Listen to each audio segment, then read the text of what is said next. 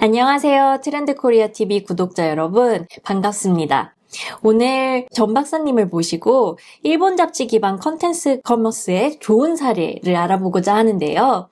안녕하세요. 안녕하세요, 박사님. 오늘 재밌는 주제를 가지고 오셨다고 들었습니다. 네, 오늘은 특별한 트렌드라기보다는 재미있는 케이스를 가지고 왔는데요. 이웃나라 일본의 사례입니다. 아마 이 방송 보시는 분들도 많은 인사이트 얻을 수 있는 그런 사례가 아닐까 싶습니다. 오늘 제가 소개해드릴 주제는 일본에 있는 잡지책 기반의 컨텐츠 커머스라고 할까요? 그런 사례를 말씀을 드리려고 하는데요. 이름은 하루메쿠라고 합니다.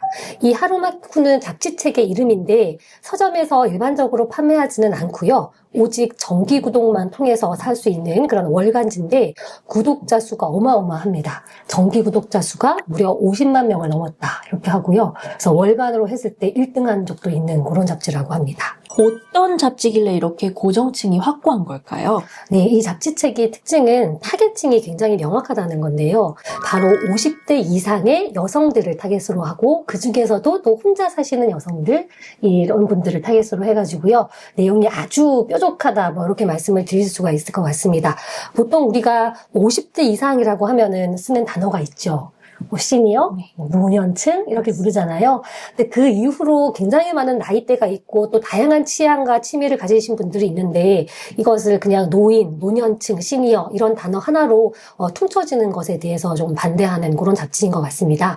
그래서 50대 이상의 여성들, 특히 싱글 여성들이 관심을 가질 만한 모든 주제를 다루고 있는데 예를 들면은 미용도 있고요. 요리도 있고 패션, 건강, 여행, 그리고 또 돈 아니겠습니까? 금융, 경제까지 이 모든 것들을 아우르고 있고 특히 잡지책인데도 불구하고 소비자 앙케이트를 굉장히 중요하게 생각한대요. 한마디로 소비자들의 의견을 경청하고 매달 독자 의견 엽서가 약 2천여 건이 넘는 것들이 이렇게 온답니다. 그럼 그것들을 분석해서 그 내용을 기반으로 잡지 컨텐츠를 만든다. 이게 차별화 포인트인 것 같습니다. 정말 흥미롭고 탄탄한 내용일 것 같은데 구체적으로 어떤 내용이 있는지 좀 더 알아보고 싶습니다. 네, 한마디로 말씀을 드리면 즐겁고 멋지게 늙어가는 법을 다루는 잡지책이다 이렇게 말씀을 드릴 수 있는데 적게는 AI 사용하는 법, 인터넷 활용하는 법 이런 것도 알려주고요. 또 건강을 위한 레시피, 잡지책이 항상 있는 거잖아요. 그런 것도 말씀해 주시고 또 특히 인기가 많은 그런 내용들이 같은 동년배 여성들의 생생한 이야기들을 담는 게 특징이라고 해요. 그래서 예를 들면은 60대나 70대가 됐을 때 새로 시도해 볼 만한 것은 무엇이 있는가? 혹은 60대나 70대가 됐을 때 이제 그만해야 할 것들은 무엇이 있는가? 이런 것들을 알려주면 공감을 많이 할 수 있겠죠. 그래서 예를 들면은 또 85세 나이로 아직도 뷰티 크리에이터로 활동하시는 분의 이런 얘기를 해주신답니다. 이제 이 나이쯤 되면 흰머리 염색하지 마라. 이런 식의 굉장히 공감할 수 있는 다양한 내용들을 다루고 있다고 하고요. 아무래도 이 내용이 탄탄한 이유는 각 호의 내용을 준비하는데 무려 반년 이상을 준비를 한대요. 그리고 최적의 내용을 찾기 위해서 연간 한 200여 회의 강연도 하시고 교육도 하시면서 고객들의 반응을 보는 거죠. 어디에 관심이 많으신지. 그래서 그런 것들을 기획기사로 준비하기 때문에 내용이 훨씬 더 생생하다고 하고요. 그 200회 이상의 오프라인 행사들을 준비할 때 아무래도 독자들끼리 교류가 이어지고 그 4만 명이 넘는 참가자들의 생생한 이야기를 다시 또 콘텐츠에 담는 예를 들면은 땡땡이라는 대도시에 살고 있는 경제적으로 여유가 있는 65세의 A씨라든지 지방 중소도시에서 연금으로 생활하는 B씨 같은 구체적인 독자의 케이스를 세워서 각각의 눈높이에 맞는 콘텐츠를 내놓고 있는 것이 특징이라고 합니다. 그러면 이게 커머스로도 연결이 되는 건가요? 네, 제가 지금까지는 이 잡지책의 내용과 콘텐츠가 어떠한가 이런 말씀을 드렸는데 분명히 시작할 때 잡지 기반 커머스라고 말씀을 드렸잖아요. 네.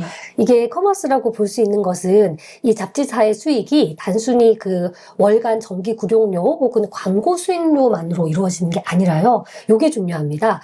부가사업으로 수익을 창출하고 있다고 합니다. 아무래도 이 잡지책을 운영하는 회사가 누구보다 이 시니어 여성들의 니즈를 정확하게 알고 있기 때문에 그 생각을 바탕으로 상품도 만들고요. 또 OEM도 하고 그리고 또 유통도 하고 그러면서 이 컨텐츠가 커머스로 이어지는 것 같습니다. 예를 들어서 신발 아이템이 꽤 인기가 있는 상품이라고 하는데요. 그 무지 외반증이라고 하나요? 발의 모양이 약간 변형되면서 일반적인 운동화를 신었을 때 조금 아프시고 불편하시잖아요. 그러니까 그런 것들을 앓는 분들이 편하게 신을 수 있는 그런 신발들도 만들고, 특히 끈 같은 거 대신에 지퍼를 단다든지 이런 식으로 신발을 만들어서 판매하기 때문에 반응이 또 좋고요. 또 잡지책에 소개된 다양한 레시피들을 직접 해먹기가 참 어렵잖아요. 그거를 바로 세트로 만들어서 어떤 밀키트 이런 것도 판매를 하고, 특히 인기 있는 것이 15개 세트에 4만 원 정도에 팔고 있는 클렌징 당근 주스 이런 게 인기가 많대요. 그러니까 이게 핵심은 기획력, 그리고 그것을 상품으로 만들어내고 다시 유통해주는 능력. 예를 들면은 뭐 밀키트나 신제품을 만들 때 그냥 하지 않고요. 오프라인에 시식회 같은 것들을 정기적으로 연대요. 그래서 사람들이 와서 진짜 먹어보고 이거 넣어주세요, 이거 빼주세요 이렇게 의견을 이렇게 더해주기 때문에 히트 상품으로 이어질 가능성이 훨씬 높겠죠. 그래서 그런 것들이 아마 이 회사가 컨텐츠 커머스를 잘할 수 있는 비결인 것 같고요. 더 결정적인 것은 이게 인기가 너무 많아서 최근에 오프라인 매장까지 나왔다고 합니다. 한국도 초고령 사회에 진입했는데 굉장히 시니어 시장이 커지고 있는 한국에서 배울 것이 많을 것 같습니다. 이거에 대해서 어떻게 보시는지요? 네, 콘텐츠 커머스라는 게 원래 우리 콘텐츠에 관심이 있는 사람들을 모아주는 어떤 뭐 잡지가 됐든 뭐 소셜 미디어가 됐든 그런 창구가 되잖아요. 그러다 보니까 콘텐츠 커머스를 통해서 우리의 뾰족한 고객을 찾을 수 있다. 이런 것들 우리가 첫 번째 배워야 될 것 같고요. 두 번째는 재미있는 콘텐츠로 그치는 것이 아니라, 그리고 또 재미있는 상품들을 그냥 끌어 모으는 것에서 그치는 것이 아니라 실제로 상품을 만들어내는 기획력, 그리고 보내줄 수 있는 유통력, 이런 것까지 결합돼야 되겠구나. 이런 것들 우리가 배울 수 있을 것 같고요. 그 마지막은 이 잡지 기반 콘텐츠 커머스가 갖는 특징인 것 같은데요. 아무래도 잡지책의 수요층이 약간 나이가 있는 층이잖아요.